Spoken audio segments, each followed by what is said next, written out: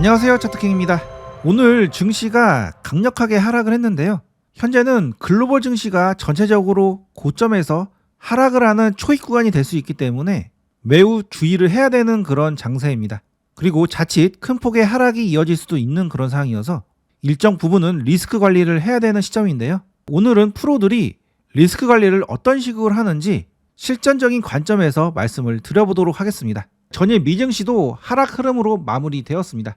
계속해서 AI 거품론이 지속되고 있는 상황인데요. 여기에 금리 인하 기대감도 약화되면서 저점 매수세가 전혀 들어오지 않고 있는 상황입니다. 자, 나스닥 일봉인데요. 그동안 이렇게 추세대를 타고 움직이다가 이번에 추세대를 깨고 내려왔습니다. 그러면서 이렇게 파란색 선이 21선 아래로 주가가 내려온 건데요. 가장 기대했던 움직임은 다시 빠르게 이렇게 추세대 위로 또는 21선 위로 올라가는 흐름을 기대를 했는데 그렇지 못하고 3일째 그 밑에서 이렇게 움직임이 나오고 있습니다. 즉 저점 매수세보다 이 위에서 매도세가 더 강하다는 것을 의미하고요. 그렇게 되면 점점 매도세가 강해지는 그런 흐름이 나올 수가 있기 때문에 지금은 굉장히 주의를 해야 되는 그런 자리로 볼 수가 있겠습니다. 자, 중기 추세를 볼 때 이 파란색 선인 21선을 굉장히 중요하게 보는데요.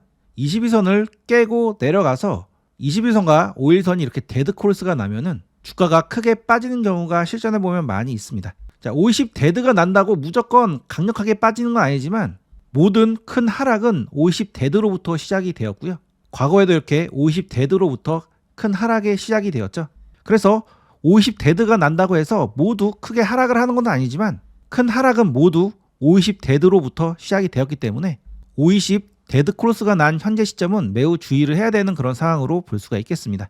오늘 장중에 우리나라 증시가 좀 더 큰 폭으로 하락을 한 이유 중에 하나가 바로 일본 니케이 지수도 이렇게 큰 폭의 하락이 나왔기 때문인데요. 그동안 견조한 상승 흐름이 나오다가 니케이 지수도 520 데드 크로스가 나오면서 오늘 이렇게 급락이 나왔고 그동안 이렇게 유지됐던 상승 추세가 이 자리에서 꺾이면서 추세 전환 신호를 알렸습니다. 그래서 미증시도 그렇고 일본 증시도 이렇게 추세가 상승해서 하락으로 꺾이는 초입자리이기 때문에 현재 자리에서는 스마트 머니가 진입을 꺼리는 자리라고 볼 수가 있겠습니다. 그래서 우리 증시도 이렇게 파란색 선인 21선을 하방 이탈하면서 강력한 하락 흐름이 나왔고 코스닥도 마찬가지로 이렇게 하락 흐름이 나왔는데요. 우리나라도 이렇게 파란색 선인 22선이 꺾이는 흐름이고 그 다음 빨간색 선인 5일선이 이렇게 밑으로 내려와서 조만간 520 데드가 날 가능성이 있는 자리여서 더더욱 매수세가 붙지 않았다고 보시면 되겠습니다. 자, 보통은 반도체가 빠지면 제약 바이오에 수급이 붙으면서 이렇게 완충 작용을 했었는데 오늘은 제약 바이오도 같이 눌려버렸죠.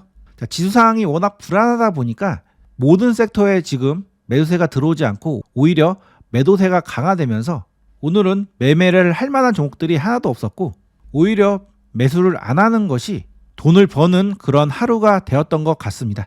지금은 자칫 장이 고점에서 이렇게 꺾이는 그런 자리이고 얕은 눌림이 아니라 깊은 눌림으로 진행될 경우에는 자칫 계좌에 큰 손실을 입을 수가 있고 그러다 보면 심리까지 망가질 수가 있습니다. 주식 투자라는 것은 결국 의사결정 과정인데요.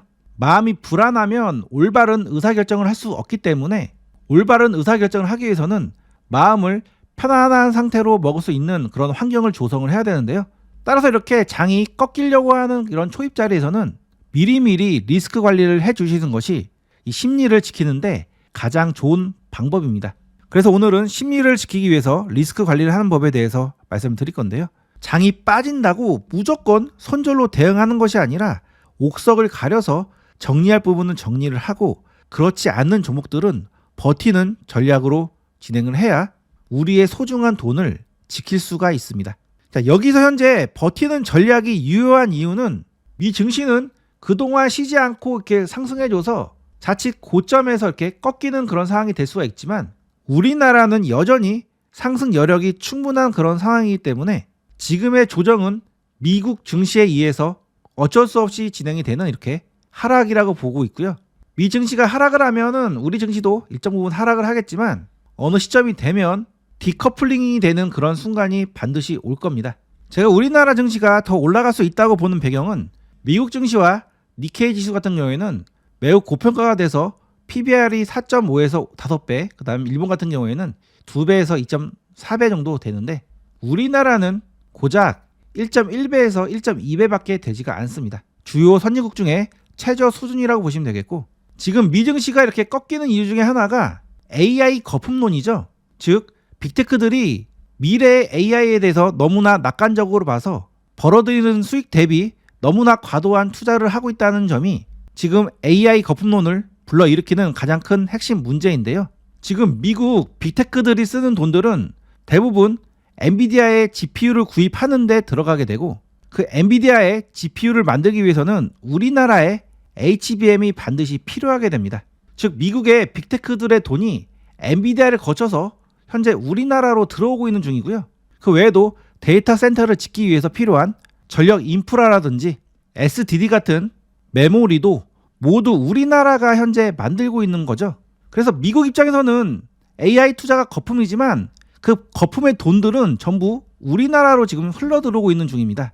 그리고 이 구조는 앞으로 3년에서 5년 이상 계속 지속이 될 것으로 보이기 때문에 미국 AI의 버블의 가장 큰 수혜국은 한국으로 볼 수가 있겠고요. 우리 한국은 AI 밸류체인 풀셋을 가진 전 세계 유일한 국가이기 때문에 현재 미국 빅테크 중에서 우리나라에 데이터 센터를 짓는 등 여러 가지 투자를 하려고 하는 기업들이 많이 있습니다. 즉 외부의 자금들이 우리나라로 지금 들어오고 있는 중이라고 보시면 되겠는데요. 거기에다가 정부와 대기업이 현재 허브 국가가 되기 위해서 적극적으로 투자를 하고 있는 그런 상황인 거죠. 그래서 한국 증시는 아직 고점이 아니고 중장기적으로는 더 갈 수 있는 구조적 근거가 확실히 존재한 상태입니다. 그래서 대전제는 조정 이후에 다시 반등이 나올 수 있다는 전제를 가지고 앞으로 대응 전략을 짜야 되는데, 단 조심을 해야 되는 것은 지수가 앞으로 상승을 한다 하더라도 너무 고점에 산 종목들 같은 경우에는 이미 시세를 다 주고 하락을 하는 것이기 때문에 지수가 올라도 같이 상승을 안 하고 살짝 반등만 줬다가 추가적으로 하락을 할 가능성이 있습니다. 그래서 현재 본인이 산 종목이 이러한 고가권에서 산 종목이 있는지 여부를 체크를 하시고, 만약에 그런 종목이 있다면 전량 손절 또는 최소 절반 정도는 정리를 해서 리스크 관리를 해 주시는 것이 앞으로 추가적으로 다시 수익을 쌓아가는데 가장 훌륭한 전략이 됩니다. 그래서 본인이 잡은 종목이 너무 고점에서 매수한 종목이 있는지 여부를 체크를 반드시 하는 것이 좋은데요. 그 기준에 대해서 오늘은 말씀을 드리겠습니다. 제가 어떤 종목이 고평가됐는지 여부를 체크할 때는 보통 여러 가지 방법이 있지만 이격도를 많이 사용합니다. 자, 이격도란 특정 이평선에서 주가가 어느 정도 떨어졌는지 이렇게 그 벌어짐 정도를 체크를 하는 그런 보조지표인데요. 저 같은 경우에는 큰 추세를 보고 매매를 하는 그런 경향이 있기 때문에 월봉을 기준으로 이 20월선과 어느 정도 이격이 벌어졌는지 여부를 체크를 합니다. 그래서 이렇게 대주기에서 큰 상승을 주고 나서 하락을 하는 경우에는 다시 이렇게 반등 없이 쭉 하락을 하기 때문에 내가 잡은 위치가 이러한 대주기상 고점이 아닌지 여부를 체크를 할 때는 반드시 월봉상 20월선과 어느 정도 이격이 벌어졌다가 하락을 하는지 여부를 체크를 하는데요. 통계적으로 본다면 200%에서 250% 정도 이격이 벌어지고 난 다음에 그 피크치를 찍고 나서 하락을 하는 경우는 대부분 최고점인 경우가 정말 많았습니다. 자, 2차전지 부대장이었던 에크프로 BM 이 고점에서 이렇게 상승했다가 하락했는데, 그때도 대략적으로 250% 이상 피크를 치고 나서 이렇게 하락을 했는데요. 그 이후에 별다른 반등 없이 계속 하락을 했죠.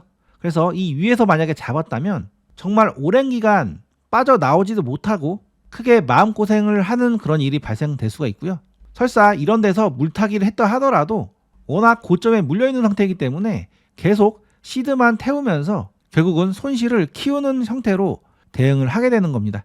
과거에 강력한 상승 흐름이 나왔던 포스코 홀딩스라는 종목도 이렇게 200% 정도 찍고 내려오니까 계속 이렇게 하락을 했고요. 그 뒤로 이 위에까지 반등이 없었기 때문에 계속 힘든 시간을 이렇게 버텨야 하는 그런 상황이 오는 거죠. 자, 물론 200%, 250%, 뭐 400%까지 올라가는 경우도 있지만 정말 드문 경우고요. 통계상 대부분의 이런 대주기 상승 추세는 200에서 250%를 딱 찍고 이렇게 내려오는 경우가 많이 있었습니다. 그래서 본인이 가지고 있는 종목이 이렇게 200에서 250% 고점을 찍고 서서히 내려오는 종목이 있다면 그 종목은 최소 50% 정도는 정리를 하시고 리스크 관리를 하시는 것이 앞으로 심리를 다스리는데 큰 도움이 되실 겁니다. 그래서 만약에 내가 여기서 매수를 했는데 절반을 손절했다. 자, 그 뒤에는 두 가지 대응 방식이 있는데 그 손절한 자금과 남은 현금으로 이러한 종목을 밑에서 물을 타는 방법이 있고요. 아니면 새로운 종목에 베팅을 해서 새로운 종목으로 수익을 내는 방법이 있는데요. 종목에 따라 차이는 있겠지만 이렇게 고점에 매수한 종목을 밑에서 물을 타는 것은 자칫 더 큰 손실로 이어질 가능성이 있기 때문에 더 좋은 방법은 새로운 종목에 베팅을 해서 수익이 나면 그 수익 난 금액만큼을 손실날 종목을 이렇게 잘라내는 것이 더 좋은 방법입니다. 그래서 지수가 더 빠지기 전에 이러한 대응들을 미리미리 해 두셔야 그 다음이 있게 되는 거고요. 내 시드가 일부 살아 있어야 새롭게 투자를 해서 수익을 낼 수가 있는 겁니다. 자, 앞으로 지수 더 위로 올라갈 수 있다고 제가 말씀드렸죠. 지금은 현금을 일부 준비해 놓은 다음에 앞으로 지수가 상승할 때 더 위로 올라갈 수 있는 종목에 베팅을 한다면 다시 계좌를 수익으로 만들 수 있는 그런 기회가 생기실 겁니다. 제가 우려내는 섹터는 먼저 방산주 대부분의 종목들이 이렇게 250에서 300%가 넘어간 이격을 보이고 나서 지금 하락을 하고 있는 중이기 때문에 낙폭이 더 커질 수 있다는 점 우려가 되고 있고요. 그리고 로봇주 중에서 일부 대장급들에 해당되는 종목들 무려 이격이 400%까지 벌어졌다가 이렇게 고점에서 하락을 하고 있는 중입니다. 그래서 로봇 대장주 중에서 이런 고점에 잡으신 분들은 리스크 관리를 해주시는 것이 좋다고 저는 보고 있습니다. 그리고 또 하나의 중요한 내용이 있는데요. 그렇게 힘들게 아픔을 이겨내고 손절한 금액을 이렇게 등급이 낮은 그런 섹터가 올라갔다고 섣불리 매수를 하면 안 되는 건데요. 오늘 립튠주 시장이 하락함에도 불구하고 이렇게 상승 흐름이 나왔는데 그나마 미래 나노텍이 이러한 전고점 돌파를 앞두고 있어서 매매할 만한 종목이었지 나머지 종목들은 절대 매수를 하면 안 되는 종목들이 대부분이었습니다.